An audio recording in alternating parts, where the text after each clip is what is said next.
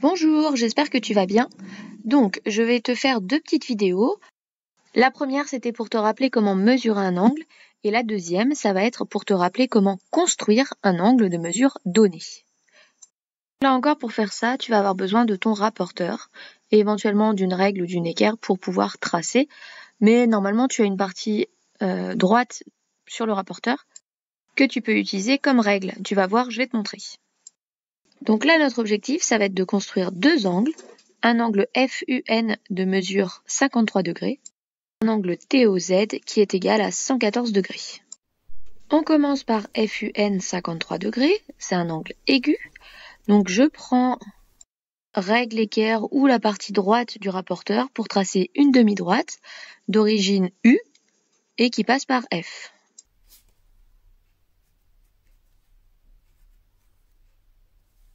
Angle FUN, le sommet c'est U, c'est la lettre du milieu. Donc c'est en U que je vais construire un angle de 53 degrés. Pour faire cela, première étape, je prends le viseur de mon rapporteur et je le place sur le point U.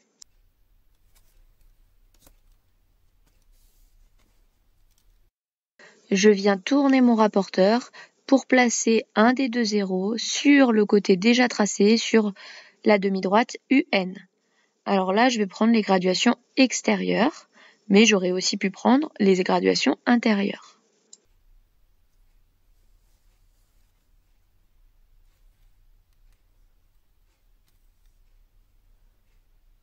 Je fais attention à être bien positionné, à être le plus précis possible quand je vais mesurer.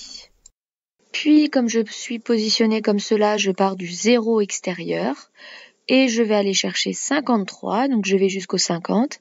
Et 53, c'est 3 petits tirets après le 50.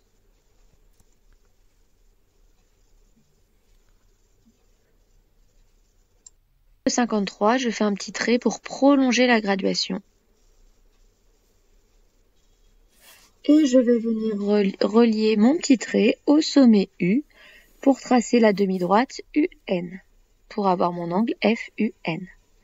Je pense à mettre un petit arrondi et à écrire la mesure de l'angle 53 degrés à l'intérieur. 53 degrés, c'est un angle aigu, donc si tu as quelque chose de beaucoup plus évasé, si tu as un angle obtus, c'est que tu as pris le mauvais zéro pour faire ta construction. On retrouve l'histoire du zéro comme pour mesurer un angle. On prend le zéro qui est sur le côté de l'angle déjà construit. Toujours.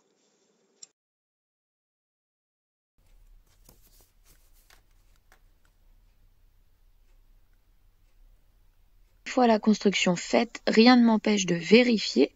Cette fois, je vais prendre le zéro intérieur. Je me place sur le côté UN. J'aligne le viseur, le 0, et cette fois j'utilise les graduations intérieures pour lire 53. Donc c'est bon, ma construction est correcte. On va venir construire le deuxième angle TOZ de 114 degrés. Donc cette fois ça va être un angle obtus. Ça me fait penser que j'ai oublié d'écrire la nature de l'angle FUN, c'est un angle aigu. Je le note juste en dessous et ensuite je vais construire l'angle TOZ.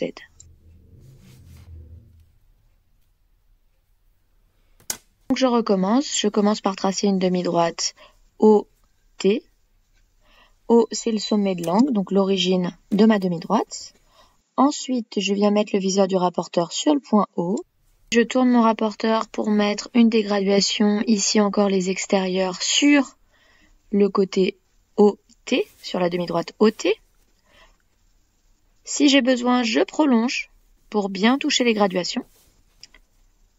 Donc je me replace, viseur, j'aligne la graduation sur le côté OT. Et ensuite, je m'empare de mon 0 extérieur et je vais chercher 114, pardon. Bon, alors là, je suis encore sur une graduation qui est pas nette. Donc, je change. Je vais construire un angle de 124 degrés pour avoir quelque chose de plus précis parce qu'à 124, mes graduations ne sont pas effacées. Je me repositionne. Le viseur, le 0, tac, je vais chercher 124 et cette fois, c'est bon. 124, je l'ai bien. 120, petit trait jusqu'à 24, quatrième petit trait. Et je prolonge, je fais un petit trait dans l'alignement de ma graduation. Je relie mon petit trait au point O et j'ai ma demi-droite au Z, que j'oublie pas de nommer. Là encore, je pense à marquer l'angle et à écrire sa mesure à l'intérieur 124 degrés. Je rajoute sa nature, cette fois c'est un angle obtus et je fais pas de faute à obtus. Là encore, je viens vérifier que j'ai bien tracé, bien construit. Donc cette fois, je prends les intérieurs, je m'aligne sur OZ, le 0 intérieur. Je vais chercher et je lis 124. Donc c'est bon, ma construction est correcte. Là, on vient de tracer des angles, c'est-à-dire que les côtés n'ont pas de longueur, ce sont des demi-droites.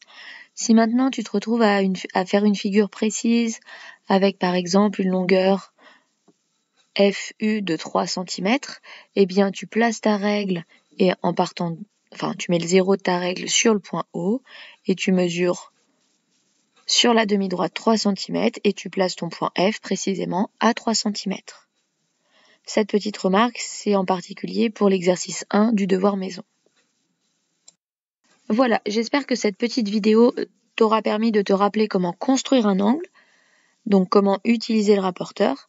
Cette technique, elle est très importante puisqu'elle va te servir en classe de 6e, mais également l'an prochain quand tu seras en 5e, puis en 4e, puis en 3e.